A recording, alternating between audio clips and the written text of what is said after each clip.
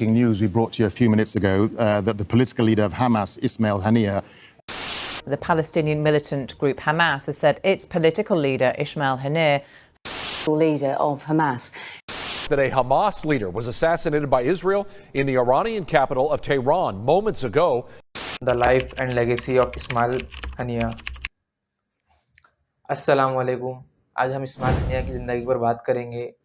आप prominent Palestinian figure, ये कौन थे और इनकी मुस्लिम दुनिया में क्या अहमियत थी और हमें इनके बारे में क्यों जानना चाहिए। इनकी शुरुआती ज़िंदगी पर नज़र डालें तो इनकी पैदाइश सन 1948 के अरब इसराइल वॉर के बाद सन 1962 में अल शाती रेफ्यूजी कैंप गाज़ा में हुई। इनकी फैमिली बैकग्राउंड देखें तो ये एक सादे ख़ानदान में पले बड़े और इनके वालिद जो थे वो मछुआरे थे, जो इन्हें सब्र और मेहनत सिखाए। UNRWA यानी United nation relief and work agency से इन्होंने तालीम हासिल करी। उसके बाद इन्होंने इस्लामिक यूनिवर्सिटी ऑफ गाज़ा से अरबिक अदब में 1987 में अपनी ग्रेजुएशन कंप्लीट की। पॉलिटिकल अवेकिंग, सियासी बेदारी, वो यूनिवर्सिटी के टाइम से ही स्टूडेंट पॉलिटिक्स वगैरह में बहुत एक्टिव थे।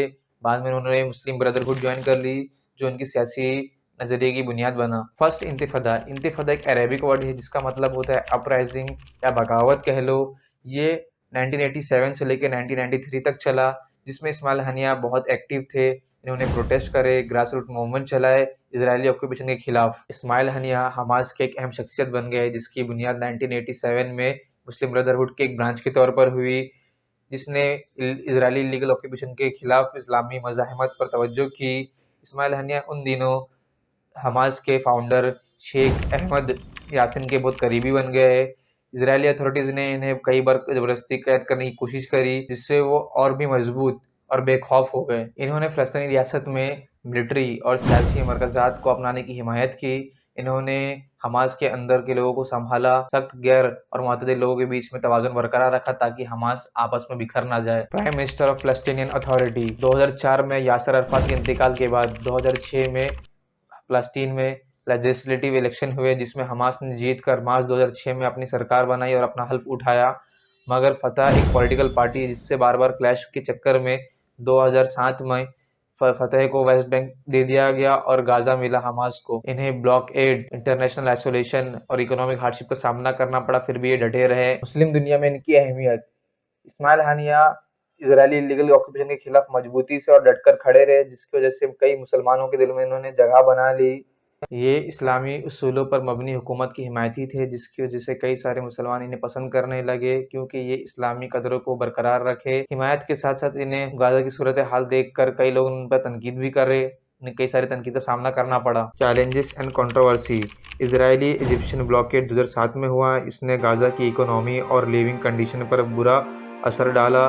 इस ब्लॉकेड की वजह से ह्यूमैनिटेरियन क्राइसिस बढ़ गए, जिसमें लोगों को मुश्किलात और परेशानी का सामना करना पड़ा।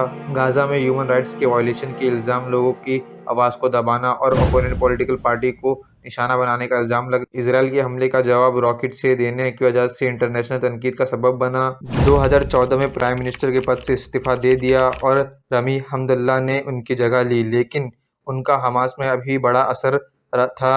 2017 में हमास के पॉलिटिकल ब्यूरो के हेड बन गए, जहां उनका फोकस डिप्लोमेटिक एफर्ट्स और इंटरनेशनल रिलेशन पर था। ईरान, कतर और तुर्की जैसे देशों के साथ मजबूत रिश्ता बनाने की कोशिश की ताकि फ़लस्तीनियन के लिए सपोर्ट मिल सके। अब उनकी लेगेसी के बारे में बात करते हैं। वो पैलेस्टीनियन रेजिस्टेंस के एक सिंबल बने।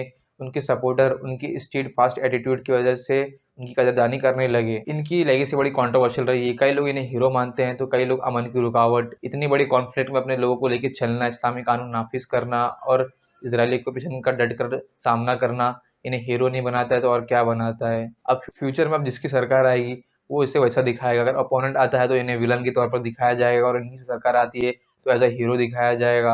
यहाँ तक जब ये शहीद हुए तो पूरा इंटरनेट हिल चुका था। यहाँ तक कि मेटा ने भी इनकी कई पोस्ट रिमूव कर दिए। बाद में मेटा ने इसके लिए माफ़ी मांगी और पोस्ट को वापस लाया। इस्माइल हनिया की ज़िंदगी फ़लस्तीनियन लोगों की मुसलसल जंग की मिसाल है।